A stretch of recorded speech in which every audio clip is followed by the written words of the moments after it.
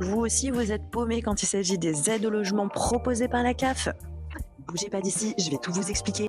Mais avant, pensez à vous abonner à ma page pour encore plus de conseils. Et avant tout, dites-moi en commentaire si vous êtes intéressé par des contenus spécifiques pour le logement des personnes en situation de handicap ou encore des personnes âgées. Tout d'abord, les aides au logement, elles visent à réduire le montant de votre loyer. Elles sont destinées uniquement aux personnes qui louent des logements ou qui résident en foyer. Les aides au logement sont destinées uniquement à votre résidence principale qui doit aussi se situer en France. Il faut aussi savoir que ces aides seront versées à partir du premier du mois qui suit le traitement de votre dossier. Et elles sont versées tous les 5 du mois. Quelle que soit l'aide au logement dont vous pourrez bénéficier, elles sont toutes soumises à des conditions. La première des conditions, ça va être vos ressources financières et la CAF va se tourner sur vos ressources des 2 derniers mois. La deuxième condition, c'est la composition de votre foyer. Est-ce que vous vivez seul, en couple? Est-ce que vous avez des personnes à charge ou non? En troisième condition, il y aura également le montant de votre loyer, mais aussi l'adresse du logement. Et enfin, la CAF va s'intéresser à votre patrimoine, qu'il soit immobilier ou financier.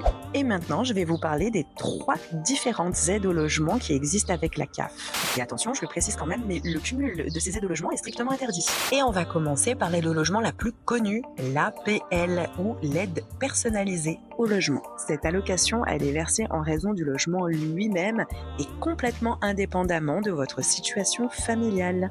Et attention, il faut que ce soit un logement conventionné. Ensuite, il y a l'ALF, c'est l'allocation de logement familial. Et comme son nom l'indique, elle est versée en fonction de votre situation familiale. Cette aide au logement, elle peut vous être versée par exemple si vous percevez déjà des prestations familiales ou encore si vous percevez l'allocation éducation enfant handicapé, mais par exemple aussi si vous attendez un enfant seul et sans personne à charge, mais aussi si vous avez à charge une personne de plus de 65 ans dont les revenus ne sont pas supérieurs à l'ASPA. Et enfin, il y a l'ALS, c'est l'allocation de logement social. C'est une aide sociale qui est reversée aux personnes défavorisées ou encore inéligibles aux 2 précédentes allocations, à savoir l'APL et l'ALF. Cela va concerner par exemple les locataires ou encore sous-locataires de moins de 30 ans, mais aussi les personnes hébergées par un accueillant familial. Ce qui est bon à savoir, c'est que l'ALS, elle va concerner aussi les personnes qui résident dans des établissements spécialisés ou encore des EHPAD, comme les personnes âgées ou les personnes en situation de handicap. J'espère que cette vidéo aura pu éclairer vos lanternes en ce qui concerne les aides au logement proposées par la CAF. Et si vous avez la moindre question, n'hésitez pas à m'écrire en commentaire et je me ferai une joie de vous y répondre.